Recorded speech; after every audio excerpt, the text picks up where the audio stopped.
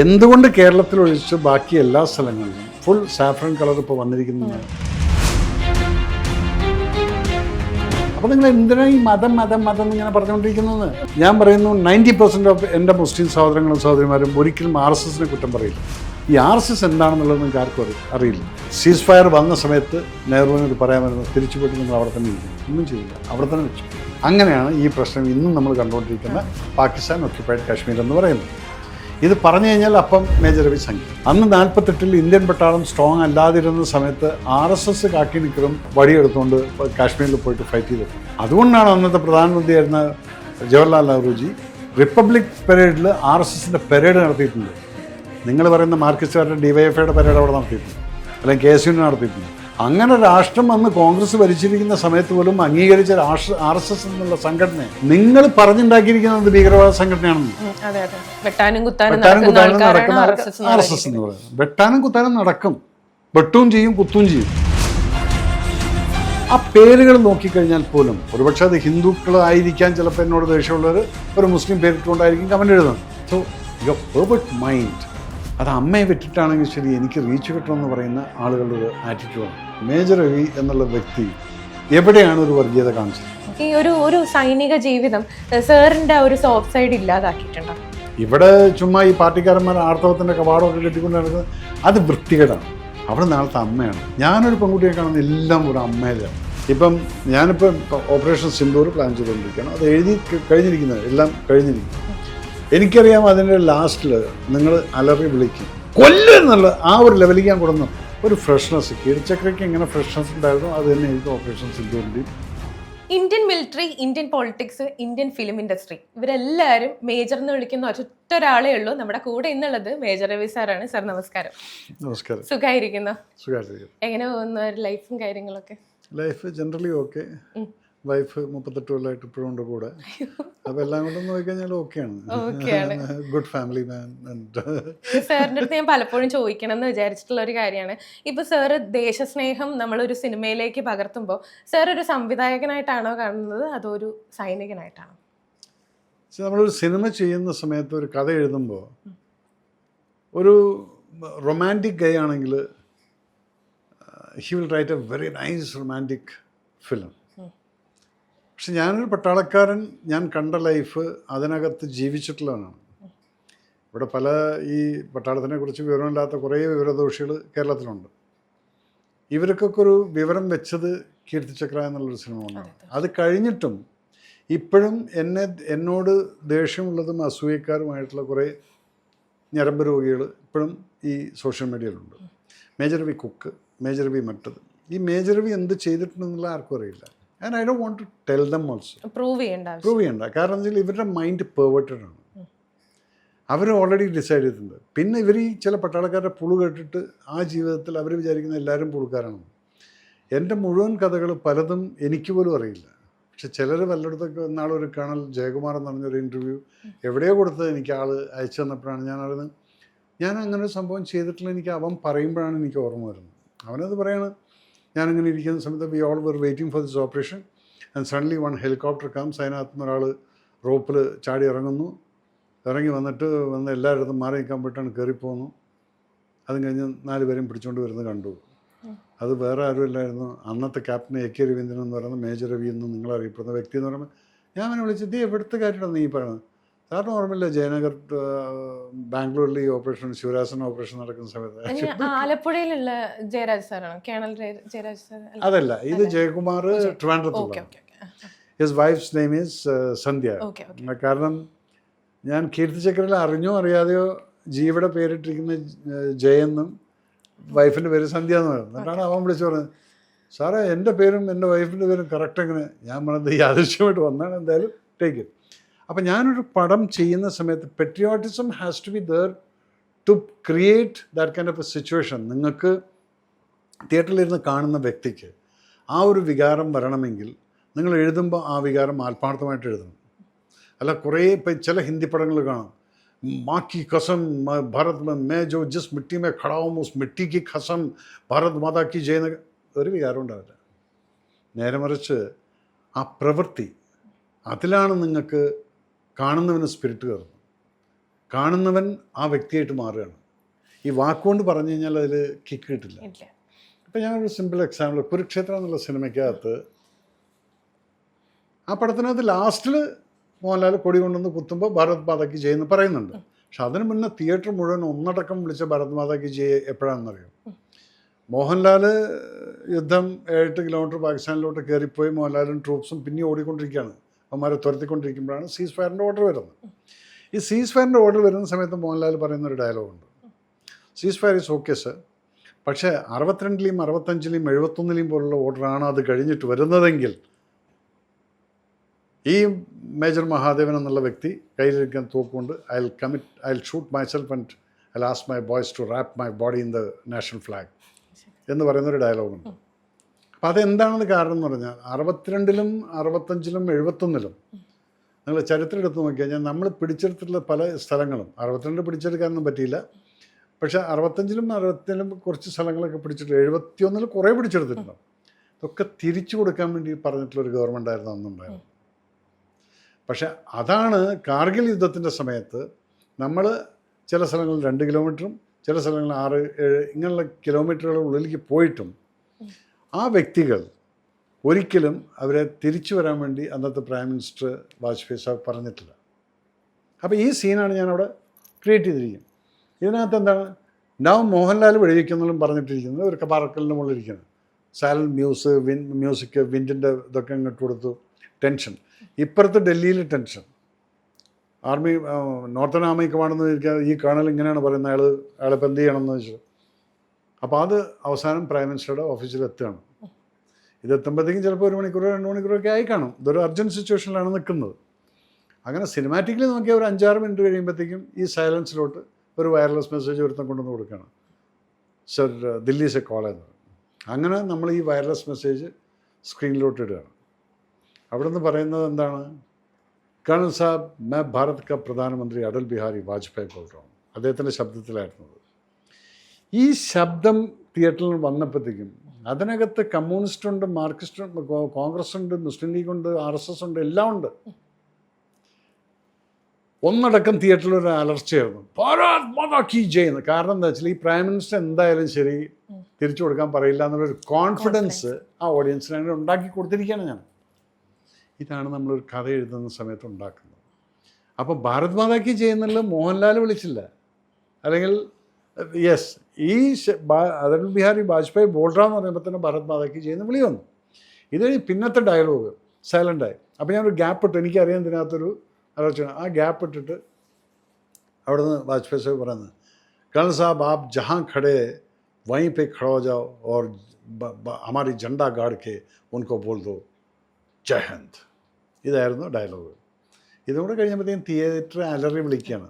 മോഹൻലാൽ അവിടെ കൊടി പിന്നെ വരുന്നത് മോഹൻലാൽ ഈ കൊടി നാട്ടാൻ വേണ്ടി വരുന്നതാണ്. ആ ലാസ്റ്റ് ഷോട്ടാണ്, പാറയുടെ മുകളിലേക്ക് വരുന്നു, കൊടി നാട്ടുന്നു, ഭാരത് മാതാ കി ജയ് ആൻഡ് തിയേറ്റർ. ഇതാണ് നമ്മൾ ക്രിയേറ്റ് ചെയ്യുന്ന ഒരു സിറ്റുവേഷൻ. ഇപ്പം ഞാനിപ്പോൾ ഓപ്പറേഷൻ സിന്ദൂർ പ്ലാൻ ചെയ്തുകൊണ്ടിരിക്കുകയാണ്. അത് എഴുതി കഴിഞ്ഞിരിക്കുന്നത്, എല്ലാം കഴിഞ്ഞിരിക്കുന്നു. എനിക്കറിയാം അതിൻ്റെ ലാസ്റ്റിൽ നിങ്ങൾ അലറി വിളിക്കും, ലാലേട്ടൻ എന്ന് പറഞ്ഞാൽ ആരാണെങ്കിലും ശരി, ആർട്ടിസ്റ്റ്, ഞാൻ പേര് പറയുന്നില്ല, എന്തിന് കൊല്ലുന്നുള്ള ആ ഒരു ലെവലിലേക്ക് ഞാൻ കൂടെ നിർത്തും. നിർത്തും. കാരണം ആ 25-26 ആൾക്കാർ മരിച്ചിരിക്കുന്നവരുടെ മാനസികാവസ്ഥയും അവരുടെ വിഷമങ്ങളും അവരുടെ ഫാമിലിയുടെ വിഷമങ്ങളും എല്ലാം ഞാൻ ത്രൂ ഔട്ട് കൊണ്ടുവന്ന് ഓഡിയൻസിന് മനസ്സിലാക്കി കൊണ്ടുവന്ന് ഇരുത്തും. അവർ അതിലൊരു ഭാഗമാണ്. ഈ കാണുന്ന ടിക്കറ്റ് എടുത്ത് കാണുന്നവൻ വിചാരിക്കും എൻ്റെയും ഫാമിലിയിലത്തെ ഒരാൾ പോയി. ആ സിറ്റുവേഷൻ ഞാൻ ഈ 1 മണിക്കൂർ കൊണ്ടുവന്ന് ഇരുത്തുമ്പോഴാണ് അവസാനത്തായി 20-25 മിനിറ്റിൽ ഇദ്ദേഹം വന്നിട്ട് ഇവരെ കൊല്ലുന്ന സമയത്തുള്ള ഡയലോഗിൽ അതെന്താണ്. അപ്പോൾ ഈ ഓഡിയൻസ് പറയാണ് ഫിനിഷിങ്, ടോർച്ചറിങ്. അപ്പം അങ്ങനെയുള്ള ടോർച്ചർ ഞാൻ പ്ലാൻ ചെയ്തിരിക്കുകയാണ്. ഒരു മനുഷ്യൻ്റെ ശരീരത്തിൽ 26 ബുള്ളറ്റ് കയറ്റണം എനിക്ക്, കാരണം 26 പേരെ അവർ കൊന്നിട്ടുണ്ട്. അപ്പം ഇങ്ങനെയൊക്കെയുള്ള സീൻസ് നമ്മൾ സിറ്റുവേഷൻ ക്രിയേറ്റ് ചെയ്യുകയാണ്. അത് ക്രിയേറ്റ് ചെയ്യുമ്പോഴാണ് നിങ്ങളെപ്പോലുള്ള ഓഡിയൻസിന് ആ ഫീൽ കിട്ടുന്നത്. അതിപ്പോൾ എൻ്റെ എന്നുള്ളത് മാത്രമല്ല, ഇപ്പോൾ ഒരു സത്യേട്ടൻ്റെ പടം നോക്കിക്കഴിഞ്ഞാൽ അതിനകത്തൊരു ഗ്രാമീണമായിട്ടുള്ള അന്തരീക്ഷം അത് ക്രിയേറ്റ് ചെയ്യണമെങ്കിൽ അദ്ദേഹം ആ ഗ്രാമത്തിനെ അറിഞ്ഞിരിക്കണം. സത്യേട്ടൻ ആ മണ്ണിനെ അറിയാം, അതിനെ കൈക്കോട്ട് വെച്ച് എടുത്തിട്ട് കളക്കുന്ന വ്യക്തിയാണ്. അപ്പം ഞാനും അത് ചെയ്തിട്ടുണ്ട്. പക്ഷേ എൻ്റെ മേഖല പട്ടാളമായതുകൊണ്ട് ഈ സൈഡിൽ ഞാൻ എഴുതുമ്പോൾ I will be writing it with from the heart, how I feel it, how as a soldier എനിക്കുണ്ടൊരു വികാരം. നിങ്ങൾ പറയും പട്ടാളക്കാർക്ക് ദേഷ്യം വരാൻ പാടില്ല, പട്ടാളക്കാർക്ക് ദേഷ്യം വരിക എന്നുള്ളതല്ല, പട്ടാളക്കാരൻ ചീറ്റിക്കളയും. കാരണം തൊട്ടടുത്തുള്ളവൻ മരിച്ചു പോയിട്ട് പിന്നെയും മുന്നോട്ട് പോകുന്ന സമയത്ത് മുന്നിൽ കാണുന്ന ഇതുപോലുള്ള ക്രൂരന്മാരെ കാണുന്ന സമയത്ത് അതിനുള്ള പ്രതികാരം വീട്ടും. അത് ഞാൻ എഴുതണം, അത് ക്രിയേറ്റ് ചെയ്യണം സിസ്റ്റർ. അതുകൊണ്ട് ഒരുപക്ഷെ ഞാൻ പട്ടാളക്കാരനാവും, ഒരുപക്ഷെ ഞാൻ ഡയറക്ടറാവും, പക്ഷേ എല്ലാം കൂടെ ഒരു കോമ്പിനേഷനാണ് സിനിമ എന്ന് പറഞ്ഞ് വരുന്നത്. ചിലടത്തത് ഇപ്പം എൻ്റെ ചില സിനിമകൾ പല സാറേ അത് റിപ്പീറ്റായി, ശരിയാണ്, ചില സംഭവങ്ങൾ റിപ്പീറ്റായി കാണുമായിരിക്കും. അതുകൊണ്ടാണ് ഇപ്പോൾ ഈ 5-6 വർഷം കഴിഞ്ഞിട്ട് ഞാനിപ്പോൾ ഇങ്ങനൊരു സംഭവം എടുത്തിട്ട് വരുന്നത് എന്താണ്, അതിനൊക്കെയാണ് മാറ്റിയെടുത്ത് എല്ലാ ഫോൾസും മാറ്റി ഒരു ഫ്രഷ്നെസ്. കീഴ്ചക്രയ്ക്ക് എങ്ങനെ ഫ്രഷ്നെസ് ഉണ്ടായിരുന്നു അത് തന്നെ ആയിരിക്കും ഓപ്പറേഷൻ സിന്ദൂറിൻ്റെയും ഒരു വരവെന്ന് പറയുന്നത്. അതിനകത്ത് ഇമോഷൻസ് ഉണ്ട്, അതിനകത്ത് പെയിൻ ഉണ്ട്, അതിനകത്ത് ഹാപ്പിനെസ് ഉണ്ട്, അതിനകത്ത് മെമ്മറീസ് ഉണ്ട്, അതിനകത്ത് ദർ ഇസ് സംതിങ്. ഇവിടെ ഈ ലെഫ്റ്റും റൈറ്റൊക്കെ ഇരുന്ന് പറയുമല്ലോ മതനിരപേക്ഷത എന്നൊക്കെ പറഞ്ഞിട്ടുള്ള ഇംഗ്ലീഷും മലയാളമൊക്കെ കൂടിയിട്ടുള്ളൊരു വാക്ക്. ഇവരാരാണ് ഈ മതനിരപേക്ഷതയും ഇതൊക്കെ സംസാരിക്കുക? നിങ്ങൾക്ക് 10 വോട്ട് കിട്ടണമെങ്കിൽ നിങ്ങൾ മുസ്ലിങ്ങളെ ഞങ്ങൾ മുസ്ലിങ്ങളെ നിങ്ങൾ പ്രൊട്ടക്ട് ചെയ്യേണ്ട ഒരു ആവശ്യമില്ല, അവർക്ക് നിങ്ങളുടെ സഹായം ആവശ്യമില്ല. അവരെവിടെ ആരും വെട്ടാനോ കുത്താനോ ഒന്നിനും നിൽക്കുന്നില്ല. പക്ഷെ നിങ്ങൾ ക്രിയേറ്റ് ചെയ്യണം ഒരു സിറ്റുവേഷൻ. അപ്പോൾ ആ സിറ്റുവേഷൻ നമ്മൾ ക്രിയേറ്റ് ചെയ്യുമ്പോഴാണ് മറ്റവൻ്റെ മനസ്സിനകത്ത് ഇതുപോലുള്ള ക്രൂരമായിട്ടുള്ള ചിന്താഗതികൾ എപ്പോഴും. അപ്പം എനിക്ക് ഹിന്ദുവാണെന്ന് തോന്നുന്നു, എന്നെ നോക്കില്ല, മുസ്ലിമാണെന്ന്, ഇങ്ങനെ ഇവർ അടുപ്പിച്ചുകൊണ്ടിരിക്കുമ്പോൾ അവർക്ക് വോട്ട് രാഷ്ട്രീയമാണ്. ആ വോട്ട് രാഷ്ട്രീയമാണ് നോർത്തിൽ തകർന്നു പോയിരിക്കുന്നത്. ഇപ്പം ഇതിൻ്റെ താഴത്തെ ട്രോളുകൾ പലതും വരുമായിരിക്കും ഇൻ്റർവ്യൂവിൽ. എന്തുകൊണ്ട് കേരളത്തിൽ ഒഴിച്ച് ബാക്കി എല്ലാ സ്ഥലങ്ങളിലും ഫുൾ സാഫ്രൻ കളർ ഇപ്പോൾ വന്നിരിക്കുന്നതാണ്? നിങ്ങളൊരു സ്ഥലത്ത് പറയുന്നത് BJP വർഗീയരാണ്, RSS വർഗീയരാണ്. ഇവിടെ ഈ 10 കൊല്ലം പിണറായി സഖാവ് ഭരിച്ചിട്ടുള്ള സമയമുണ്ട്. ഒറ്റ ഇൻസിഡൻറ്റ് പറയൂ, RSSും മറ്റേ ഹിന്ദുവും മുസ്ലിമും അടിച്ചിട്ടുള്ളത്. ഇവിടെ അടിച്ചിട്ടുള്ളത് ചിലപ്പം കമ്മ്യൂണിസ്റ്റും BJP അല്ലെങ്കിൽ അങ്ങനെയുള്ള ഇതുകളാണ്. അല്ല ഹിന്ദു മുസ്ലിം എന്ന് പറഞ്ഞിട്ടൊരു സംഭവം നടന്നിട്ടില്ല ഇവിടെ. അപ്പം നിങ്ങൾ എന്തിനാണ് ഈ മതം മതം മതം എന്നിങ്ങനെ പറഞ്ഞുകൊണ്ടിരിക്കുന്നത്? പിന്നെ എങ്ങനെയാണ് സാറിൻ്റെ പടങ്ങൾക്ക് ഒരു പൊളിറ്റിക്കൽ അജണ്ട ഉണ്ട് എന്നുള്ളത് ആളുകൾ ഇങ്ങനെ വെറുതെ തെറ്റിദ്ധരിക്കുന്നത് എന്തിനാണെന്നുള്ളത് എനിക്ക് തെറ്റിദ്ധരിക്കലല്ല, ധരിച്ചോട്ടെ. പൊളിറ്റിക്കൽ അജണ്ട എന്ന് പറയുന്നത് നിങ്ങൾ രാഷ്ട്രത്തിനെ കുറിച്ച് പറഞ്ഞു കഴിഞ്ഞാൽ, രാഷ്ട്രസ്നേഹത്തിനെ കുറിച്ച് പറഞ്ഞു കഴിഞ്ഞാൽ അപ്പം നിങ്ങൾ കണക്ട് ചെയ്യുന്നത് എന്താണ്? BJP why? ബിക്കോസ് ഈ RSS എന്ന് പറയുന്നത്, ഇത് ഞാൻ പറയുന്നു 90% ഓഫ് എൻ്റെ മുസ്ലിം സഹോദരങ്ങളും സഹോദരിമാരും ഒരിക്കലും RSSനെ കുറ്റം പറയില്ല. കാരണം അവരുടെ വീട്ടിൽ കയറിയിട്ട് ഒരു RSSനും തല്ലാനും കുത്താനും പോയിട്ടില്ല. ഈ 10 എണ്ണം എന്ന് പറയുന്നത് ഇത് അജണ്ട, നേരത്തെ പറഞ്ഞുള്ള അജണ്ട തലയ്ക്ക് വെച്ചിട്ട് ചില സംഘടനകളിൽ നിന്ന് പുറത്തു വന്നുകൊണ്ട് എന്ത് പറഞ്ഞാലും RSS. കമ്മ്യൂണിസ്റ്റിൻ്റെ ഒരുത്തൻ ഇരുന്നിട്ട് ചാനൽ ചർച്ചയിൽ RSSൻ്റെ തന്തയുടെയാണോ, അതവൻ്റെ സംസ്കാരം.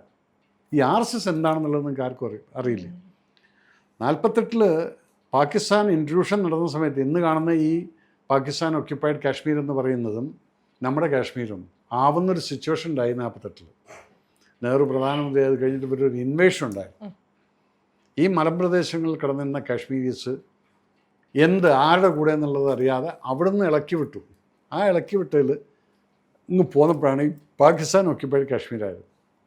അത് അന്ന് തന്നെ സീസ് ഫയർ വന്ന സമയത്ത് നെഹ്റുവിന് ഇത് പറയാമായിരുന്നു, തിരിച്ചു പോയിട്ട് നിങ്ങൾ അവിടെ തന്നെ ഇരിക്കുന്നത്. ഒന്നും ചെയ്തില്ല, അവിടെ തന്നെ വെച്ചു. അങ്ങനെയാണ് ഈ പ്രശ്നം ഇന്നും നമ്മൾ കണ്ടുകൊണ്ടിരിക്കുന്ന പാകിസ്ഥാൻ ഒക്യുപ്പൈഡ് കാശ്മീർ എന്ന് പറയുന്നത്. ഇത് പറഞ്ഞു കഴിഞ്ഞാൽ അപ്പം മേജർ രവി സംഖ്യ സത്യാവസ്ഥയാണ്. നിങ്ങൾ പഠിപ്പിച്ചിരിക്കുന്ന ചരിത്രങ്ങൾ പലതും വ്യത്യാസമുണ്ട്. നിങ്ങൾ പഠിപ്പിച്ചിരിക്കുന്ന ചരിത്രത്തിൽ സർദാർ വല്ലഭായ് പട്ടേലിൻ്റെ പൊസിഷൻ എന്താണ്, ജവഹർലാൽ നെഹ്റുവിൻ്റെ പൊസിഷൻ എന്താണ്? പലർക്കും അറിയാമല്ലോ ആരായിരുന്നു പ്രൈം മിനിസ്റ്റർ കാൻഡിഡേറ്റ് എന്നും പിന്നെ എങ്ങനെ അത് വന്നു എന്നുള്ളതും. അവിടെ മഹാത്മാഗാന്ധിയുടെ ഇൻട്രൂഷൻ എന്തായിരുന്നു, അപ്പോൾ അതിനെക്കുറിച്ച് നമ്മൾ സംസാരിക്കില്ല. അത് സംസാരിച്ചു കഴിഞ്ഞാൽ എന്താണെന്ന് വെച്ചാൽ എവിടെ എത്താത്ത അപ്പം വരും, ഗോഡ്സെ വരും, മറ്റൊരു let's not talk on this. അപ്പോൾ ഇവിടെ ഈ RSS അന്ന് 48 ഇന്ത്യൻ പട്ടാളം സ്ട്രോങ് അല്ലാതിരുന്ന സമയത്ത് RSS കാക്കിനിക്കറും വടിയെടുത്തുകൊണ്ട് കാശ്മീരിൽ പോയിട്ട് ഫൈറ്റ് ചെയ്തിട്ടുണ്ട്. അതുകൊണ്ടാണ് അന്നത്തെ പ്രധാനമന്ത്രിയായിരുന്ന ജവഹർലാൽ നെഹ്റുജി റിപ്പബ്ലിക് പരേഡിൽ RSSൻ്റെ പരേഡ് നടത്തിയിട്ടുണ്ട്. നിങ്ങൾ പറയുന്ന മാർക്സിസ്റ്റുകാരുടെ DYFIയുടെ പരേഡ് അവിടെ നടത്തിയിട്ടുണ്ടോ, അല്ലെങ്കിൽ KSUവിൻ്റെ നടത്തിയിട്ടുണ്ടോ? അങ്ങനെ രാഷ്ട്രം അന്ന് കോൺഗ്രസ് ഭരിച്ചിരിക്കുന്ന സമയത്ത് പോലും അംഗീകരിച്ച RSS എന്നുള്ള സംഘടനയെ നിങ്ങൾ പറഞ്ഞുണ്ടാക്കിയിരിക്കുന്നത് ഭീകരവാദ സംഘടനയാണെന്ന്. വെട്ടാനും കുത്താനും നടക്കുന്ന RSS എന്ന് പറയുന്നത്. വെട്ടാനും കുത്താനും നടക്കും. വെട്ടും ചെയ്യും കുത്തും ചെയ്യും. നീ രാജ്യത്തിന് അഗൻസ്റ്റായിട്ട് പെരുമാറിക്കഴിഞ്ഞാൽ ഞങ്ങൾ എന്തും ചെയ്യും എന്നുള്ളതാണ്. അതാണ് RSSൻ്റെ ഒരു പോളിസി എന്ന് പറയുന്നത്. അവർ സൈലൻ്റാണ്. അവർക്കൊരിക്കലും ഒരു അധികാരമോ അല്ലെങ്കിൽ അത് വേണം ഇത് വേണം എന്നുള്ളത് ഏതൊരു RSSകാരനും നിങ്ങൾക്ക് പറയാൻ പറ്റും. ഇന്നിവിടെ ഒരു മാൻഷൻ കെട്ടിയിട്ട് ഇവിടുത്തെ പാർട്ടിക്കാരെ പോലെ വലിയ വലിയ കൊട്ടാരങ്ങളും ദുബായ് ബാങ്കിലെ അക്കൗണ്ടുകളും ഉള്ള ഒരു RSSകാരനെ നിങ്ങൾ പറഞ്ഞു തരും എങ്കിൽ ഞാൻ സമ്മതിക്കാം. RSSകാരൻ്റെ അടുത്ത് മിച്ചം വന്നിട്ടുള്ള എന്താണ്? കൈ പോയി കാല് പോയി. നമ്മുടെ മാഷെ പോലുള്ള ആൾക്കാരുടെ അവരെന്നിപ്പം പാർലമെൻറ്റിൽ പോകുന്ന സമയത്ത് ആ കാല് കാണുന്ന സമയത്ത് ഇറിറ്റേഷൻ വരുന്ന ബ്രിട്ടാസിനെ പോലുള്ള MP-മാർ. ഇതൊക്കെയാണ് ഇവിടുത്തെ പ്രശ്നം. നിങ്ങൾ എങ്ങനെയെങ്കിലും വിദ്വേഷം ഉണ്ടാക്കാൻ വേണ്ടി നോക്കിക്കൊണ്ടിരിക്കും. അതിൻ്റെ ഇടയിൽ മേജർ രവീനെ പലപ്പോഴും നോക്കിയിട്ടുണ്ട്. അയാളെങ്കിൽ സ്റ്റാമ്പടിക്കുക, അയാൾ സംഖ്യയാണ്. പക്ഷെ എന്നെ ചാണകക്കുഴി വീണു എന്ന് പറഞ്ഞിട്ടുള്ള ഡയലോഗ് ഞാൻ കേൾക്കാറില്ല. RSS സംഖ്യ എന്നുള്ളതൊക്കെ ചില തെറി കേൾക്കുന്നു, സംഖ്യപ്പെട്ടം എന്നുള്ളതൊക്കെ. ആ പേരുകൾ നോക്കിക്കഴിഞ്ഞാൽ പോലും ഒരുപക്ഷെ അത് ഹിന്ദുക്കളായിരിക്കാൻ ചിലപ്പോൾ എന്നോട് ദേഷ്യമുള്ളവർ ഒരു മുസ്ലിം പേരിട്ടുകൊണ്ടായിരിക്കും കമൻ്റ് എഴുതുന്നത്. നമുക്കൊന്നും അറിയില്ല. ഈ ഫേസ്ബുക്ക് എന്ന് പറയുന്നത് ഫേസ് ഇല്ലാത്തൊരു ബുക്കാണോ? ആരുടെയും ഫേസ് അറിയില്ലല്ലോ. ലോക്ക് ചെയ്ത് കഴിഞ്ഞാൽ നമ്മളെ കൂടെ തെറി വിളിക്കും, കുക്കായി മറ്റേത്. Okay, I don't care. അത്രയേ ഉള്ളൂ. ഇപ്പം ഞാൻ പല കേസുകളും ഞാൻ പണ്ടൊക്കെ എനിക്ക് പെട്ടെന്ന് സങ്കടം വരുമോ, ഞാൻ ഇത്ര പൈസ ചീറ്റ് ചെയ്തു എന്നൊക്കെ പറഞ്ഞു ഏതോ ഒരു കട്ടുകൊണ്ട് പോയിട്ടുള്ള അതിൻ്റെ കമ്പനിയിൽ ഞാനും അവനായിട്ടൊരു ബന്ധമുണ്ടെന്നും പറഞ്ഞ് നമ്മുടെ പേര് വരുമ്പോൾ നമുക്ക് വിഷമമുണ്ടായിരുന്നു. അത് മാത്രം വരും. അത് കഴിഞ്ഞിട്ട് ഈ അമ്പലപ്പുഴ DYSP പോലുള്ള ആളുകൾ എൻ്റെ കേസ് അന്വേഷിച്ചിട്ട് ആ കേസ് തള്ളിക്കളഞ്ഞ, അങ്ങനെ ഞാൻ അതിൽ ഇൻവോൾവ് ഇല്ല. ആ ന്യൂസ് നിങ്ങൾ ആരെങ്കിലും കണ്ടോ? ഇല്ലല്ലോ. അപ്പോൾ അതുകൊണ്ടെന്താണ് നിങ്ങൾക്ക് വേണ്ടത്? ഇതുപോലുള്ള ന്യൂസുകൾ ഒരറിയപ്പെടുന്ന ഒരു വ്യക്തിനെ എങ്ങനെയെങ്കിലും. ഇപ്പോൾ റീസെൻ്റ്ലി ഒരു സിനിമയ്ക്ക് പോയി, സ്പാ സിനിമയ്ക്ക്. ഒരു പാവപ്പെട്ടൊരു പെൺകുട്ടി, ഒരു നടിയാണ്. അവർ വന്ന് എൻ്റെ അടുത്ത് നിന്ന് ഫോട്ടോ എടുക്കും. ഞാൻ ആ കുട്ടീനെ ആദ്യമായിട്ടാണ് കാണുന്നത്. ഞാൻ ജനറലി ഒരു അമ്മമാരെ അങ്ങനെയുള്ളൊരു ഫീലൊക്കെയാണ് ഞാൻ ശരിക്കും കെട്ടിപ്പിടിച്ചൊന്ന് ഫോട്ടോ എടുക്കും. ഒരു പെർട്ടിക്കുലർ പ്രായത്തിൽ ഞാൻ അറിയുന്ന കുട്ടികളാണ് ഞാൻ കെട്ടിപ്പിടിച്ചിട്ടും സംസാരിക്കും. പക്ഷെ ഞാൻ അറിയാത്തവർ എന്നെ ഫോട്ടോ എടുക്കാൻ വരുന്നത് ഞാൻ അവർക്ക് ആ ഫീൽ കൊടുക്കും. ഫ്രണ്ടിൽ നിന്ന് ഫോട്ടോ കിട്ടുമ്പോൾ ഓ ഇവരങ്ങനെ പിടിച്ചു നിൽക്കുന്നത്. പക്ഷെ എൻ്റെ രണ്ട് കൈയും ഇവരെ ആരെയും ശരീരത്തിൽ തൊടാറില്ല. ഇത് ഇന്നലെ ഒരുത്തം പിറകുന്ന വീഡിയോ എടുത്തിരിക്കുന്നു. ആ എടുക്കുന്ന സമയത്ത് ഇവന്മാർ രണ്ടുപേരും കൂടെ ഒന്ന് സംസാരിക്കുന്നത് ഞാൻ കേൾക്കുകയാണ്. അത് ഇതിനകത്തുണ്ട്. എന്താ തൊടാത്തത്? സോ യുവർ പെർഫെക്റ്റ് മൈൻഡ് അത് അമ്മയെ വിട്ടിട്ടാണെങ്കിൽ ശരി എനിക്ക് റീച്ച് കിട്ടണമെന്ന് പറയുന്ന ആളുകളുടെ ഒരു ആറ്റിറ്റ്യൂഡാണ്. അവൻ ആരാന്നുള്ളത് നമുക്കറിയില്ല. അങ്ങനെ തൊട്ടിരുന്നെങ്കിൽ എനിക്ക് തോന്നുന്നു മേജർ രവി തൊടുന്നത് കണ്ടോ, മേജർ രവിയുടെ കൈ എവിടെയാണെന്ന് കണ്ടോ എന്നൊക്കെ ആയിരിക്കും. അപ്പം അതില്ല. പാവപ്പെട്ട ആ കുട്ടി എൻ്റെ നമ്പർ എടുത്തിട്ട് എന്നെ വിളിച്ചു. Sir I am really sorry, I only came to ask you to take the photograph. അതിൽ സാറിനെ കുറിച്ച് ഇങ്ങനെയൊക്കെ എഴുതിയിരിക്കുന്നത് കാണുമ്പോൾ എനിക്ക് ഞാൻ പറയുന്നത് മോളെ നീ ഇപ്പോൾ പുതുതായിട്ട് സിനിമയിൽ അഭിനയിക്കാൻ വന്നിരിക്കുന്നു, എനിക്ക് നിന്നെ അറിയില്ലായിരുന്നു. Obviously I have not touch you. അറിഞ്ഞ് എൻ്റെ കൂടെ അഭിനയിച്ചിട്ടുള്ള കുട്ടികളൊക്കെ എന്ന് പറഞ്ഞാൽ അവർക്ക് അറിയാം മേജർ രവി ആരാന്നുള്ളത്. ആ വാംത്ത് ഞാൻ കൊടുക്കും എപ്പോഴും. And I will be a protector. എനിക്കതിൽ I feel proud that yes എൻ്റെ കൂടെ അല്ലെങ്കിൽ എൻ്റെ കൂടെ സ്റ്റാഫ് വർക്ക് ചെയ്യുന്ന എൻ്റെ അസിസ്റ്റന്റുമാർ പെൺകുട്ടികളൊക്കെ ഉണ്ട്. അവരൊക്കെ ഈ somebody does anything they had it. അത് എൻ്റെ ഒരു കാരണസ്ഥാനത്ത് ഞാൻ നിന്നിട്ട് ഞാൻ ചെയ്യുള്ളൂ. അതേപോലെ തന്നെയാണ് ഇപ്പോൾ ഒരു കുട്ടി.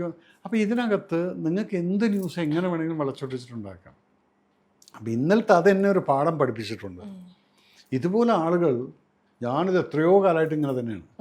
പക്ഷേ ഈ കഴിഞ്ഞ ആഴ്ചയിലാണ് ഇവനത് ഇവിടെ ഒരു പിടുത്തം പിടിക്കാമല്ലോ എന്ന് പറഞ്ഞ് പിറകുന്ന ഈ ഷൂട്ട് ചെയ്യേണ്ട വല്ല കാര്യമുണ്ട്? അതാണ് പറഞ്ഞത്, പെർഫെക്റ്റ് മൈൻഡിലിരിക്കുന്ന ആളുകൾ. അവർ താഴ്ത്തു വന്ന് കമൻ്റ് അടിക്കും, സംഗീ മറ്റതുമെന്ന്. ഞാൻ ചോദിക്കട്ടെ നിങ്ങളുടെ അടുത്ത്, മേജർ രവി എന്നുള്ള വ്യക്തി എവിടെയാണ് ഒരു വർഗീയത കാണിച്ചിരിക്കുന്നത്? ഒരു കാലമുണ്ടായിരുന്നു, ഇന്നിപ്പം അങ്ങനെയല്ല. എൻ്റെ നാട്ടിലൊക്കെ നോമ്പ് സമയത്ത് എത്തീംഖാനകൾക്ക് ഞാൻ നോമ്പെടുക്കാനുള്ള പൈസ കൊടുക്കാറുണ്ടായിരുന്നു. ശരിക്കേ ഞാൻ പോയി നോമ്പെടുക്കാറുണ്ട്. ഇന്നിപ്പോൾ എനിക്ക് അവിടെ പോകാൻ സമയമില്ലാത്തതുകൊണ്ട് ഞാൻ ചെയ്യുന്നില്ല. ഞാൻ ജാതി മതം നോക്കിയിട്ടില്ല ചെയ്യുന്നു. ഇപ്പം അവിടെ ജാതി മതം നോക്കേണ്ട കാര്യമില്ല. ഇപ്പം സുരേഷ് ഗോപിയുടെ ഇലക്ഷൻ ക്യാമ്പയിൻ സമയത്ത് തൃക്കാക്കര, ഇത് കേൾക്കുന്ന ആൾക്കാർ, അവിടുത്തെ ആൾക്കാർക്ക് അറിയാം അതെന്താ ശ്രമം. തൃക്കാക്കരയിൽ എൻ്റെ അടുത്ത് പാർട്ടിക്കാർ വന്നിട്ട് പറഞ്ഞു, ചേട്ടാ സുരേഷ് ഏട്ടൻ വന്നിട്ട് അതെന്ത് പറ്റിച്ച്, സുരേഷ് ഏട്ടൻ വരുന്നുണ്ട്. അപ്പോൾ ആൾക്കാരൊക്കെ അവിടെ റോട്ടിൽ പോയി നിന്നു. സുരേഷ് ഏട്ടൻ വിളിച്ചു വിചാരിച്ച ആ മരിച്ചു വിട്ടത്തെ ആൾക്കാരെന്ന് അവിടെ ഒരു കൈയും കാണിച്ചിട്ട് സുരേഷൻ പോയി. പക്ഷെ മരിച്ച വീട് ഇവിടെ ഒരു 100 മീറ്റർ അകത്ത് കോളനിക്കകത്തായിരുന്നു. സുരേഷേട്ടൻ പോയില്ല എന്ന്. ചേട്ടൻ ഒന്ന് വന്നിട്ട് ഒന്ന് കോമ്പൻസേറ്റ് ചെയ്യണമെന്ന് പറഞ്ഞു. ഞാൻ പറഞ്ഞു ലാസ്റ്റ് രാത്രി പിന്നെ ഞാൻ അവിടെ പോയി. എന്നെ മണ്ഡലം പ്രസിഡൻറ്റ് വിളിച്ചുകൊണ്ട് പോയി. അങ്ങനെ ഞങ്ങൾ പോയപ്പോഴത്തേക്കും ഇത് ഒരു മുസ്ലിം കോളനി, ലക്ഷദ്വീപാണ്, അതിനകത്ത് മുസ്ലിംസും ഹിന്ദുക്കളും എല്ലാവരും ഉണ്ട്. എല്ലാവരും. ഈ മരിച്ചിരിക്കുന്ന ഒരു മുസ്ലിം പയ്യൻ, ഇതെല്ലാം ഞാൻ അറിയുന്നത് അവിടെ ചെന്നിട്ടാണ്. ചിലപ്പോൾ ചെറിയൊരു വീട്. അപ്പോൾ അവൻ ഉമ്മ എന്ന് പറയുന്ന ചെറുപ്പക്കാർ, ഇവന് 20 വയസ്സുണ്ട്, ആ ഉമ്മയ്ക്ക് 38 വയസ്സ് എന്തെങ്കിലും കാണുമായിരിക്കും. അവർ ബോധം കെട്ട് നിലത്ത് കിടക്കുകയാണ്. അപ്പം ഞങ്ങൾ ഈ ആൾക്കാർ, കുറേ ആൾക്കാർ വന്നിട്ടുണ്ട്. വന്നിട്ടിരുന്ന് സംസാരിക്കുന്ന സമയത്ത് പെട്ടെന്ന് ഉമ്മ എഴുന്നേറ്റിട്ട് ഓടുന്നു, മോനേന്നും പറഞ്ഞിട്ട് ഓടിയിട്ട് പിറകിലേക്ക് ഓടുകയാണ്. അങ്ങനെ ഇവരെല്ലാവരും കൂടെ പിടിച്ച് പിന്നെയും കൊടുക്കുന്നത് ഒരു അമ്മയുടെ അവസ്ഥയാണത് കാണുന്നത് നമ്മൾ. അപ്പം ഞാനിങ്ങനെ നോക്കിയിട്ട് എനിക്ക് ഒരു പിടിയില്ല, എന്താ ഞാൻ ഇവരോട് എന്താ ചെയ്യേണ്ടതെന്നുള്ളത്. ആ ഉമ്മ എടുത്ത് പറഞ്ഞൊന്നും മനസ്സിലാവില്ല, അവരങ്ങനെ ബോധം കെട്ടി കിടക്കുകയാണ്. അത്ര ഇഷ്ടമായിരുന്നു പറയുമ്പോൾ. അപ്പോൾ ഇവർ പറഞ്ഞു, ഞാൻ ചോദിച്ചു എന്തെങ്ങനെ കൂടുന്നു. ഇല്ല സാർ, ആ പിറകിൽ ഇവൻ വീട് വെക്കാൻ വേണ്ടി ചാല് കയറിയിട്ടുണ്ട്, ഇവൻ തന്നെ കാലത്ത് പൈസ ഒന്നുമില്ല സാർ, അപ്പോൾ അവർ തന്നെ ചാല് കയറിയിട്ട് ബേസ് ഉണ്ടാക്കാൻ വേണ്ടി കയറിയിട്ട് ഉമ്മാക്ക് ഞാൻ നല്ലൊരു വീടുണ്ടാക്കുമെന്ന് പറഞ്ഞിട്ട് അതാണ് ഇടയ്ക്ക് അങ്ങോട്ട് ഓടുന്നതെന്ന്. അപ്പം ഞാനവിടെ ഇരുന്നിട്ട് ചിത്ര ഐ ഡിഡ്ന്റ് തിങ്ക് എനിത്തിങ്. ആ ഉമ്മയ്ക്ക് അങ്ങനെ ഒരു ആഗ്രഹം ഉണ്ടായിരുന്നു, ആ മോൻ ചെയ്യേണ്ടതല്ലേ. അപ്പം ഞാനൊരു ഇനിഷ്യേറ്റീവ് എടുത്താൽ ചിലപ്പം ഈ വീട് പെട്ടെന്ന് കയറുമെന്നുള്ളത്. അപ്പം ഞാൻ വേഗം അവിടുന്ന് മണ്ഡലം പ്രസിഡൻ്റ് അടുത്ത് പറഞ്ഞു, മോനെ ഒരു കാര്യം ചെയ്യും, ഇവരോട് എല്ലാവരോടും പറഞ്ഞു, നിങ്ങളെല്ലാവരും എൻ്റെ കൂടെ നിൽക്കണം, എന്നാൽ ആ ഉമ്മയുടെ വിഷമം നമുക്ക് മാറ്റാം, അവൻ്റെ ആഗ്രഹം നടത്തി കൊടുക്കണം. എന്താ ഇവിടെ കിടക്കുന്നു പറഞ്ഞ് ഞാനൊരു എമൗണ്ട് എടുത്ത് കയ്യിലാണ്. ഞാൻ എന്തുകൊണ്ട് എമൗണ്ട് പറയുന്നില്ല എന്ന് വെച്ചാൽ വെറുതെ വേണ്ട. ആ എമൗണ്ടിൽ നിന്ന് അവർ ടേക്ക് ഓഫ് ചെയ്തിട്ട് ഒരു മാസം മുന്നേ എനിക്കൊരു കോൾ വന്നു. ഇലക്ഷൻ കഴിഞ്ഞപ്പോൾ ഒരു വർഷം കഴിഞ്ഞ് കാണുമായിരിക്കും. കോൾ വന്നു. അതൊരു മുസ്ലിയാർ, മണ്ഡലം പ്രസിഡന്റ് പറഞ്ഞു, സാറേ ഇവിടുത്തെ മുസ്ലിയാരുടെ അവർ വിളിക്കുന്നു. അപ്പോൾ അവർ പറഞ്ഞു, സാറേ ഞങ്ങൾക്ക് അറിയാം സാറിൻ്റെ അനിയൻ മരിച്ച് ഇങ്ങനെ പ്രശ്നത്തിലൊക്കെയാണെന്നുള്ളത്, എന്നാലും ഞങ്ങളുടെ സന്തോഷത്തിന് സാറ് തന്ന ആ പൈസയിൽ നിന്ന് ഞങ്ങൾ തുടങ്ങിയിട്ട് ഞങ്ങൾ ആ വീട് ഇപ്പോൾ കംപ്ലീറ്റ് ചെയ്ത് വെച്ചു, നാളെ താക്കോൽദാനാണ്, സാറ് വന്നാൽ ഞങ്ങൾക്ക് വലിയ സന്തോഷമായിരുന്നു എന്ന് ഈ മുല്ലാക്കാണ് പറയുന്നത്. അപ്പോൾ ഞാൻ പറഞ്ഞു, നിങ്ങൾക്ക് അറിയാലോ എൻ്റെ അവസ്ഥ, ഞാനിങ്ങനെ ഓടിക്കൊണ്ടിരിക്കും, ഇതുവരെയും കർമ്മം ഫുൾ കഴിഞ്ഞിട്ടില്ല. Anyway I am very happy that എൻ്റെ എന്നുള്ളൊരു ഇനിഷ്യേറ്റീവ് മാത്രമായിരുന്നു, ബാക്കിയുള്ളത് എല്ലാം നിങ്ങളായിട്ടല്ലേ ചെയ്തിരിക്കുന്നത്. അപ്പോൾ മുസ്ലിം നിങ്ങൾ തന്നെ ചെയ്യ്, അവരോട് പറയൂ മോൻ്റെ ആഗ്രഹം ഞങ്ങൾ നടത്തി തന്നു എന്നുള്ളത്. അപ്പം ഇപ്പം എങ്ങനെയുണ്ട് ഉമ്മ എന്ന് വെച്ചു. ഉമ്മ പെർഫെക്റ്റാണ്, കുഴപ്പമില്ല. കാരണം നമുക്ക് ദൈവം തന്നിരിക്കുന്ന ഒരു ശക്തിയാണ് മറക്കാം, വിഷമങ്ങളും മറക്കും, സന്തോഷം നമ്മളെല്ലാം മറന്നു പോകുന്നതാണ്. അതൊരു പ്രത്യേക ഒരു ഫിനോമിനയാണത് ജീവിതത്തിൻ്റെ. ഈ സാറിൻ്റെ അനിയൻ്റെ ഒരു വേർപാടിൻ്റെ ഒരു സമയത്ത് സാറ് പൊട്ടിക്കരയുന്ന ഒരു വീഡിയോ ഉണ്ട്. ഇത് കണ്ടപ്പോഴേക്കും പെട്ടെന്ന് നമ്മൾ കാണാത്തൊരു മേജർ രവീനെയാണ് നമ്മൾ കണ്ടത്. പക്ഷേ ഈ ഒരു സൈനിക ജീവിതം സാറിൻ്റെ ആ ഒരു സോഫ്റ്റ് സൈഡ് ഇല്ലാതാക്കിയിട്ടുണ്ടോ? സോഫ്റ്റ് സൈഡ് ഒരുപക്ഷെ ഇല്ല. ഞാനത് ബേസിക്കലി ജന്മന ഇങ്ങനൊരു സാധനമായിരുന്നു. എനിക്ക് സ്നേഹിക്കേണ്ടവരെ ചിലപ്പോൾ ആ സ്നേഹം കാണിക്കാൻ പറ്റാറില്ല. അതെൻ്റെ ഭാര്യയോടും ഞാൻ കാണിച്ചിട്ടില്ല, എൻ്റെ മോനോടും കാണിച്ചിട്ടില്ല. അതെന്താണെന്ന് ചോദിച്ചാൽ എനിക്ക് തന്നെ അറിയില്ല. ഒരുപക്ഷെ ഞാൻ എൻ്റെ ഡ്യൂട്ടി അതിലൊക്കെ തന്നെ കോൺസെൻട്രേഷൻ. ഇപ്പം ചോദിച്ചു കഴിഞ്ഞാൽ ഇപ്പം എന്താണ്, മോനുണ്ട്, ഭാര്യയുണ്ട്, അവർ സുഖമായിട്ട് ജീവിക്കണം. അപ്പോൾ അതിൻ്റേതായിട്ടുള്ള ഓട്ടങ്ങളിൽ പലപ്പോഴും ഞാൻ ഈ സ്നേഹം കൺവേ ചെയ്യാറില്ല. ഇന്ന് കാലത്തൊരു കോമഡി നടന്നിട്ടുണ്ട്. എൻ്റെ വൈഫ് ഇപ്പോൾ US വിസയുടെ ഫിംഗർ പ്രിൻ്റ് കൊടുക്കാൻ വേണ്ടി ഇപ്പം ബയോമെട്രിക് ഹൈദരാബാദ് പോയിരിക്കുന്നത്. അപ്പം ഞാൻ അതിൽ ഗ്രൂപ്പിൽ, ഫാമിലി ഗ്രൂപ്പിലിട്ടു, എനിവേ ഓൾ ദ ബെസ്റ്റ് എന്ന്. അപ്പോൾ താഴത്തെ മോൻ എഴുതിയിരിക്കണം, mamma see how kindful papa is wishing you and all this thing. അപ്പോൾ ഞാൻ താഴത്തെ എൻ്റെ കമൻ്റ് ഇട്ട്, താഴത്തെ എടാ പൊന്നു മോനെ, ഇത് ഞാൻ വിഷ് ചെയ്തില്ലെങ്കിൽ, ബയോമെട്രിക്കോ അല്ലെങ്കിൽ ഒറിജിനൽ ഇൻ്റർവ്യൂ ഞാൻ വിഷ് ചെയ്തില്ലെങ്കിൽ, നിൻ്റെ അമ്മ ഒരു ദിവസം വന്നിട്ട് തുടങ്ങും, ഇനി ഒരു 10 കൊല്ലത്തിനുള്ള കാരണം കിട്ടും എൻ്റെ ബയോമെട്രിക്കിന് എന്നെ വിഷ് ചെയ്തില്ല എന്ന് പറഞ്ഞിട്ട്. അതൊരു കോമഡി ആയിട്ട് എടുത്തു. അവൾ ചിരിച്ചു. അല്ല, so I might be, but then certain. ഇപ്പം അനിയൻ്റെ കാര്യം എന്നുള്ളത്, നമ്മളൊരാൾ നമ്മുടെ ജീവിതത്തിൽ പോകുമ്പോഴാണ് അയ്യോ എനിക്കത് ചെയ്യാൻ ബാക്കിയുണ്ടായിരുന്നല്ലോ, അവനുമായിട്ട് കുറച്ചുകൂടെ അവനായിട്ട് വഴക്കടിച്ച് നിൽക്കുമായിരുന്നു 5-6 വർഷമായിട്ട്. എന്നാലും ഞാൻ ആ കുട്ടിയുടെ കാര്യങ്ങളൊക്കെ ഞാൻ നോക്കിക്കൊണ്ടിരുന്നിരുന്നു. അത് ചില ആളുകളുടെ പേഴ്സണൽ ഇൻട്രസ്റ്റിൻ്റെ മുകളിൽ നമ്മൾ അതിൽ അങ്ങ് സൈഡിലേക്ക് പോയി. പിന്നെ അവൻ ഈ ഹോസ്പിറ്റലിൽ കിടന്ന സമയത്തും പരമാവധി ഞാൻ ശ്രമിച്ചു അവനെ ബാക്കിലേക്ക് കിട്ടാൻ. പക്ഷെ എനിക്കറിയാമായിരുന്നു അവൻ പോവാണെന്നത്. കാരണം ബ്രെയിനിനാണ് ഫംഗസ് അടിച്ച്, അതൊരിക്കലും നമുക്ക് രക്ഷപ്പെടാൻ പറ്റില്ല. എന്നിട്ടും ഞാൻ 3 മാസം പിടിച്ചു. പിന്നെ ഞാൻ ആലോചിച്ചു, എന്തിനാണ് ഇതിനെങ്ങനെ നല്ല വേദനയാണ് അത്ര അത്, ഈ ഫംഗസിൽ ഇതൊക്കെ അടിച്ചു കഴിഞ്ഞാൽ എങ്ങനെയൊക്കെ ഉണ്ട്. അതെല്ലാം കഴിഞ്ഞ് പിന്നെ പോകുമ്പോൾ നമ്മളിങ്ങനെ ഇതൊക്കെ ഓർക്കും. പിന്നെ വിഷമം എന്ന് പറഞ്ഞു കഴിഞ്ഞാൽ നീ പോയി ഇനി ഈ ഫാമിലി ആ 11 വയസ്സിൻ്റെ കുട്ടിയും ഫാമിലിയും കൂടെ എൻ്റെ റെസ്പോൺസിബിലിറ്റി ആയിട്ട് മാറി. എനിക്കാണെങ്കിൽ ഞാൻ പെൺകുട്ടികളെ വളർത്തിയിട്ടോ അല്ലെങ്കിൽ എനിക്ക് പെങ്ങന്മാരും ഇല്ല. അതാണ് ഞാൻ ഈ പെൺകുട്ടികളെ, എനിക്ക് ചെറിയ പെൺകുട്ടികളെ കണ്ട് ഭയങ്കര ഇഷ്ടമാണ്. ഞങ്ങൾ നോക്കിക്കൊണ്ടിരിക്കും. അതിപ്പോഴും അതെ, ക്യൂട്ടായിട്ടുള്ള കുട്ടികളെ അങ്ങനെ ഏത് കുട്ടിയാണ് അവരുടെ മുഖത്തൊരു റിയൽ പ്യുവർ ഇന്നസെൻസ് ഉണ്ട്. അതിനുശേഷം അവരിൽ പലരും രാഷ്ട്രീയ പാർട്ടിയിൽ ഒരു ഗവൺമെൻറ്റിനെ പോലും വീഴ്ത്താൻ പറ്റുന്ന രീതിയിലുള്ള സ്ത്രീകളുമായിട്ട് മാറുന്നത്. പക്ഷേ കുട്ടിയായിരിക്കുന്ന സമയത്ത് അവരിലുള്ള ഇന്നസെൻസ് ഉണ്ടല്ല. അതുപോലെ തന്നെ ഞാനൊരു പെൺകുട്ടീനെ അല്ലെങ്കിൽ ഒരു സ്ത്രീനെ കാണുന്നത് ജീവിതത്തിൻ്റെ ഏറ്റവും അധികം വേദനയും സഹനശക്തിയുള്ളൊരു വ്യക്തി എന്ന് പറയുന്നത് സ്ത്രീകളാണ്. അത് എവിടുന്ന് തുടങ്ങുന്നു എന്നറിയാം. ഞാൻ ഒരു സീൻ ഒരു പ്രാവശ്യം കണ്ടിട്ട് ഞാൻ വണ്ടി എടുത്ത് ഇങ്ങനെ നോക്കിയിട്ടുണ്ട്. അതിനുശേഷം എനിക്ക് ഏത് പെൺകുട്ടികളെ കണ്ടു കഴിഞ്ഞാൽ ഒരു മിഡിൽ ക്ലാസ് ഫാമിലി ഏതൊരു ഹോസ്പിറ്റലിൻ്റെ മുന്നിൽ നിൽക്കുകയാണ്. ഞാൻ നോക്കുന്ന സമയത്ത് ഈ കുട്ടിയുടെ കയ്യിലൊരു പ്ലാസ്റ്റിക്കിൻ്റെ ബാഗുണ്ട്, വലിയ ബാഗ്. ഇത് ഇവളുടെ ഹൈറ്റിനേക്കാൾ വലിയ ബാഗാണ്, കാരണം അത് എക്സ്റേയുടെ ബാഗാണ്. എക്സ്റേ വാങ്ങിച്ചിട്ട് ഈ പ്ലാസ്റ്റിക് ബാഗ് കിട്ടി. ഇത് തോളത്തിട്ടിട്ട് ഈ കുട്ടി നിൽക്കുന്നത് ഇങ്ങനെയാണ്, നേരെ നിന്നാൽ താഴ്ത്തു മുട്ടും. അപ്പോൾ ആ കുട്ടിയുടെ ഹൈറ്റും ഈ എക്സ്റേ ഇതിൽ നോക്കി ഇത്രയുള്ളൊരു കുട്ടിയുടെ തോളത്തതുണ്ട്. തൊട്ടപ്പുറത്തുള്ള ചേട്ടൻ നിൽക്കുന്നുണ്ട്, ഇവളേക്കാൾ ചുരുങ്ങിയ ഒരു 6 ഇഞ്ച് പൊക്കം കൂടുതലുണ്ട്. അവൻ കയ്യിൽ ഒരു ലോലിപ്പോപ്പും വായിലിട്ടുകൊണ്ട് നിൽക്കുകയാണ്. ഈ സമയം തൊട്ടിട്ട് ഈ പെൺകുട്ടിക്ക് റെസ്പോൺസിബിലിറ്റി കൊടുക്കണം. നമ്മൾ ആൺകുട്ടികളെന്ന് പറയുന്നത് നീ ചെയ്യരുത്, നീ പാത്രം കഴുകരുത്. എൻ്റെ മേജർ റിവ്യൂസ് അക്കാഡമിയിൽ ഞാൻ പറയുന്നൊരു കാര്യമുണ്ട്. അടുത്ത പ്രാവശ്യം നിങ്ങൾ വന്നു കഴിഞ്ഞാൽ ഞാൻ നിങ്ങളുടെ പേരൻസിൻ്റെ അടുത്ത് ചോദിക്കും, പ്ലേറ്റ് ചാപ്പാട് കഴിച്ചാൽ പ്ലേറ്റ് എടുക്കാത്ത എത്ര പിള്ളേരുണ്ടെന്ന് ചോദിച്ചു കഴിഞ്ഞാൽ പലരും കൈവെക്കും. കാരണം ഇവന്മാർക്കത് ശീലമല്ല. ഈ അമ്മമാർ താലോലിച്ചിട്ട് വെച്ചിരിക്കുകയാണ്. ഇപ്പം ആണ് ചെയ്ത് ആണുങ്ങൾ ഷെഫുമാരില്ലേ, അപ്പം നിങ്ങൾക്ക് പാത്രം കഴുകാം അല്ലേ? ആണുങ്ങളിത് കഴിക്കാൻ എന്താ പ്രശ്നം? എൻ്റെ അമ്മ എന്നെ അങ്ങനെയാണ് പഠിപ്പിച്ചത്. ഞാൻ പശുവിനെ കറക്കുമായിരുന്നു, പശുവിന് പുല്ലരിയുമായിരുന്നു, ആടിന് ഇല വെട്ടി കൊടുക്കുമായിരുന്നു. ഇതൊക്കെ ഞങ്ങൾ പഠിച്ചിട്ടുണ്ട്. വലിയ തറവാടെന്നൊക്കെ തന്നെയാണെങ്കിലും ഭാഗം കഴിഞ്ഞാൽ പിന്നെ ഭയങ്കര പ്രശ്നമാണ്. ലാൻഡ് ഉണ്ടായിരിക്കും, പക്ഷെ വരുമാനമൊന്നും കാണില്ല, ഇതൊക്കെ നമ്മൾ ചെയ്യണ്ടേ. അപ്പോൾ അതുകൊണ്ട് ഞാൻ അങ്ങനെയാണ് എൻ്റെ കുട്ടികളെ, എൻ്റെ മേജർ റിവ്യൂസ് അക്കാഡമിയിലത്തെ കുട്ടികളുടെ അടുത്ത് പറയുന്ന കാര്യങ്ങളുണ്ട്. അടുത്ത പ്രാവശ്യം എൻ്റെ ഏതെങ്കിലും അമ്മമാർ വന്നിട്ട് സാറേ അവൻ പ്ലേറ്റ് എടുക്കുന്നില്ല എന്ന് പറയാനില്ല, എന്നെ അന്ന് ഇന്ന് എനിക്ക് കിട്ടുമെന്ന് ചേഞ്ച്. അപ്പം എന്താണ്, ഈ പെൺകുട്ടിക്കാണെങ്കിൽ റെസ്പോൺസിബിലിറ്റി വേണം. അവൻ ആൺകുട്ടിയല്ലേ, ഇത് പെൺകുട്ടിയല്ലേ. അതെന്താണത്? എനിക്ക് പെൺകുട്ടികളില്ല, പെങ്ങന്മാരില്ല, അതുകൊണ്ട് അതിൻ്റെ ഒരു മിസ്സിങ് ഭയങ്കരമാണത്.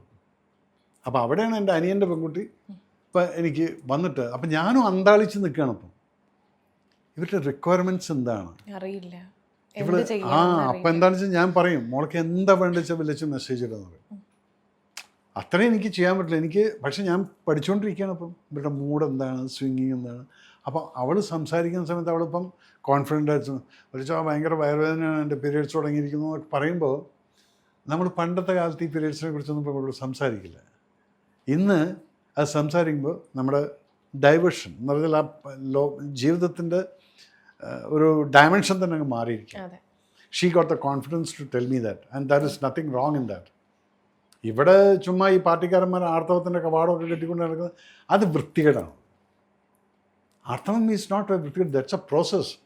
അതില്ലെങ്കിൽ ആ ഒരു പെൺകുട്ടി അമ്മയാവുന്നില്ല. ഇതൊന്നും അങ്ങനെ പറഞ്ഞ് മനസ്സിലാക്കാത്തൊരു സമൂഹത്തിൽ നിന്നാണ് നമ്മൾ വന്നിരിക്കുന്നത്. അത് പറയാൻ പാടില്ല, ഇത് പറയാൻ പാടില്ല. Why? When she is growing up, don't separate. അവിടെ നാളത്തെ അമ്മയാണ്. ഞാനൊരു പെൺകുട്ടിയെ കാണുന്ന എല്ലാം ഒരു അമ്മയിലാണ്. അപ്പോൾ അതാണ് ഞാൻ പറയുന്നത്. അന്ന് ആ നിൽക്കുന്ന നിപ്പ് കണ്ടിട്ട് എനിക്ക് ഭയങ്കര സങ്കടമായിരുന്നു. അവൾ ഇന്നസെൻ്റായിട്ട് നിൽക്കുന്നു, മറ്റവൻ ലോലിപ്പോപ്പും വായിലിട്ടുകൊണ്ട് നിൽക്കുന്നുണ്ട്. ബസ് സ്റ്റാൻഡിൽ ബസ് കാത്തിരിക്കുകയാണ്, അമ്മ അവിടെ നിൽക്കുന്നുണ്ട്. അപ്പോൾ ആ സമയത്ത് തൊട്ടിട്ട് ഭാരങ്ങൾ ചുമക്കാൻ വേണ്ടി പഠിച്ച് വളർന്നു വരുന്നൊരു പെൺകുട്ടി. ഇന്നത്തെ പെൺകുട്ടികൾക്ക് അതൊന്നും ഉണ്ടാവില്ല, ചിലത് പോയി പണിയോടാതെ പറയായിരിക്കും ആയിട്ട്. പക്ഷെ സാധാരണ ഗതിയിൽ ഇങ്ങനെ തന്നെയാണ്. വീട്ടിലും അമ്മമാരും ഇതൊക്കെ തന്നെയാണ് പറയുന്നത്. അപ്പോൾ ആ അമ്മമാരോട് എനിക്ക് പറയാനുള്ളതേ ഉള്ളൂ, ഒരിക്കലും നിങ്ങൾ അമ്മമാർ പെൺകുട്ടികളെ ആൺകുട്ടികളെ ഇൻസ്പയർ. ഇന്ന് ആൺകുട്ടികളെക്കാൾ നന്നായി സമ്പാദിക്കാനും പൊസിഷനിലെത്താനും കഴിവുള്ള പെൺകുട്ടികളെന്ന് ലോകം കാണിച്ചു തന്നിരിക്കും. തീർച്ചയായിട്ടും. സുനിത വില്യംസ് എന്ന് പറയുന്നത്, ഞാനിപ്പം പണ്ടൊക്കെ ഞാൻ നെപ്പോളിയനെ ഭയങ്കര ഹീറോ ആയിട്ട് കണക്കാക്കും. നെപ്പോളിയൻ ഇപ്പോഴും എൻ്റെ ഹീറോ തന്നെയാണ്. പക്ഷെ ഇന്ന് എൻ്റെ ഹീറോയിൻ എന്ന് പറയുന്നത് സുനിത വില്യംസാണ്. വൈ? ബിക്കോസ് നിങ്ങളെപ്പോഴും ചിന്തിച്ചിട്ടുണ്ടോ, ശ്വാസമില്ലാത്തൊരു സ്ഥലത്ത്, ഭൂമിയിൽ നമ്മുടെ ഗ്രാവിറ്റി പോലും ഇല്ലാത്ത സ്ഥലത്ത് ഏകദേശം ഒരു വർഷം 1.5 വർഷത്തിന് എത്ര ദിവസമായിരുന്നു അത്? 600 something. Just imagine 2 years out of everything. എന്നിട്ട് എന്താണ് പറ്റുന്നത്? സുന്ദരമില്ല, അവർക്ക് പലതും വളർന്നു വരികയാണ്. അവരുടെ താടിയിൽ വളരുന്നു. നിങ്ങൾക്കിതൊന്നും പറഞ്ഞാൽ മനസ്സിലാവില്ല. ഒരു മനുഷ്യൻ്റെ രൂപം തന്നെ മാറിപ്പോ. മാറി. അത് സഹിച്ചിട്ട് അവിടെ ഫൈറ്റ് ചെയ്തിട്ട് തിരിച്ച് ഭൂമിയിലോട്ട് വന്നിട്ടുള്ള ആ ഒരു വ്യക്തി ഉണ്ടല്ലോ, അതൊരു വനിത എന്ന് പറയുന്നതല്ല, അത് വേറൊരു ലെവലാണത്. അതാണ് ഹീറോ. അതൊക്കെയാണ് ഡിറ്റർമിനേഷനാണ്. I will go back to my place, I will wait. അവിടെ ദിവസങ്ങൾ പോകുന്ന അറിയുന്നില്ല അവർക്ക്, ഡേ നൈറ്റ് ഇല്ല. അതിൽ നിന്നൊരു മനുഷ്യൻ വരുന്ന സമയത്ത് ചിത്ര, ഷീസ് സംതിങ് ഗ്രേറ്റ്. അത് ഗ്രേറ്റ് എന്നല്ല അതിൻ്റെ വേർഡ്. ഞാൻ ഇവിടെ വന്നപ്പോൾ കണ്ടിട്ടൊന്ന് കാലോടണമെന്നുണ്ടായിരുന്നു. But I could meet, but then I worship. ഇതൊക്കെ ഒരു ഉദാഹരണമാണ് നിങ്ങളെപ്പോലുള്ള പെൺകുട്ടികൾക്ക്. പെൺകുട്ടി ആൺകുട്ടി എന്നുള്ളതൊന്നുമില്ല. ഇന്ന് പട്ടാളത്തിൽ പെൺകുട്ടികൾ കമാൻഡോസ് ഉണ്ട്. എൻ്റെ പടത്തിനകത്ത് പെൺകുട്ടികൾ 3 കമാൻഡോസ് ഉണ്ടായിരിക്കും ഈ ഓപ്പറേഷൻ സിന്ധൂറിൽ. കാരണം ഉണ്ടല്ലോ, and they are bloody fighters. Okay, they don't know. ഈ ഇസ്രായേലിലും അമേരിക്കയിലും ഒക്കെയുള്ള കമാൻഡോസ്, ലേഡീസ്, മറൈൻസ്, അവരൊക്കെ ഒരു ഡിറ്റർമിനേഷനും അവരൊക്കെ കണ്ടു കഴിഞ്ഞാൽ നമുക്ക് പേടിയാവും. കാണാൻ സുന്ദരിയായിരിക്കും, പക്ഷെ അവൾ when she becomes aggressive she will become Kali, Durga എല്ലാം ആയിരിക്കും. ദേവിയാവുന്നത് എല്ലാ സമയത്തും ഉണ്ടായിരിക്കും. സോ ഓരോരോ വേർഷൻസ് നമ്മൾ കാണാൻ സാധിക്കും.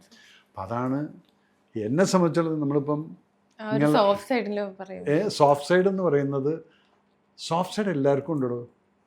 അപ്പം നമ്മൾ ഈ മരിച്ചു കിടക്കുന്ന ഒരു വ്യക്തിനെ കാണുമ്പോഴാണ്, ഞാനിത് ചെയ്യാമായിരുന്നല്ലോ അന്ന്. പിന്നെ അത് പറഞ്ഞപ്പോൾ ഞാൻ അല്ല, നീ എന്നെ അന്ന് ദേഷ്യപ്പെടുന്നത്, നിനക്കും കൂടി ആവായിരുന്നു എന്നെ വന്ന് വിളിക്കാൻ. ഇങ്ങനെയൊക്കെയുള്ള തോട്ട് വരുമ്പോഴാണ് നമ്മൾ കൺട്രോളിലാതെ പോകും. അതാണ് നിങ്ങൾ വീഡിയോയിൽ ആരോ പകർത്തിയിട്ട് വരുന്നത്. പിന്നെ നാളെ പരിയാനം പറ്റ അമ്പലത്തിൽ വന്നിട്ട് ഞാൻ ആൾക്കാരുടെ കൂടെ വന്നിട്ട് അവരെൻ്റെ അടുത്ത് ഡാൻസ് ചെയ്യാൻ പറഞ്ഞ് ഞാൻ നിന്ന് ആടുന്നത് ഭയങ്കര വൈറലായപ്പോൾ 1 മില്യൺ ആയിരിക്കും. അതിന് താഴത്ത് 2-3 ആൾക്കാർ കമൻറ്റ് ചെയ്തിരിക്കും, ഒരു മാസമായിട്ടില്ല അനിയൻ മരിച്ചിട്ട് അയാൾ കിടന്ന് ആടുന്നു. അതാണ് എഗെയിൻ പെർവേർട്ടിസം. എടോ, നമുക്കൊരാൾ മരിച്ചു കഴിഞ്ഞാൽ നമുക്ക് ആ സങ്കടത്തിൽ മാത്രം ജീവിതം കൊണ്ടുപോകാൻ പറ്റില്ല. അതിനാണ് ഞാൻ നേരത്തെ പറഞ്ഞത്, മറവി എന്നുള്ളൊരു ശക്തി നമുക്ക് ദൈവം തന്നിരിക്കുന്നത്. അതിനാണ് നമ്മൾ ജീവിതം മുന്നോട്ട് കൊണ്ടുപോകണം. നമ്മുടെ എത്രയോ ആൾക്കാർ മരിച്ചു പോയി കഴിഞ്ഞാൽ, അച്ഛനും അമ്മയും എല്ലാവരും മരിച്ചിട്ട് ഒരു കുട്ടി തനിയെ ജീവിക്കുന്നുണ്ട്. അത് എല്ലാവരും മരിച്ചു കഴിഞ്ഞാൽ ഞാനും മരിക്കാമെന്ന് ആരും പറയാറില്ലല്ലോ. സോ അതിലാണ് നമ്മൾ മാറ്റങ്ങൾ വരും, മെറ്റബോളിസത്തിൽ മാറ്റം വരും. പക്ഷെ അവർക്ക് ഈ സന്തോഷിക്കുന്ന സമയത്ത് സന്തോഷിച്ചു, അത് കഴിഞ്ഞ് ചിലപ്പോൾ ഒറ്റയ്ക്ക് ഇരുന്ന് കരയുന്നവരാരും കാണില്ല അവനെ ആലോചിച്ചിട്ട്. അതുകൊണ്ട് സോഫ്റ്റ്നെസ്, ഞാൻ സോഫ്റ്റാണ് ബേസിക്കലി.